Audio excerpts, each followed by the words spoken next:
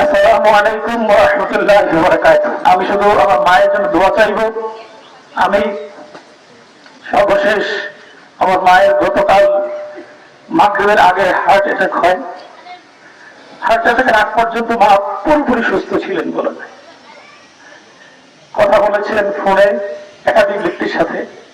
এমনকি অ্যাটাক করার পরেও আমি গাজীপুর সদর হাসপাতালে মাকে ভর্তি করিয়েছি।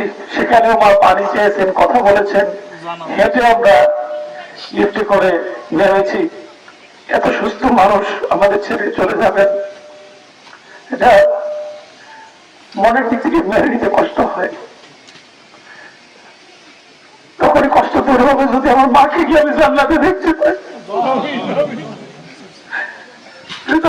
থাকবেন আপনি সবাই এইটুকু দোয়া করবেন, আমার মায়ের সাথে যেন আমার জান্নাতে দেখা হয়। আল্লাহ তাআলা আমার মাকে কবুল করুন। আরেকটা কথা, আমার বাবার জন্য দোয়া করবে সবাই।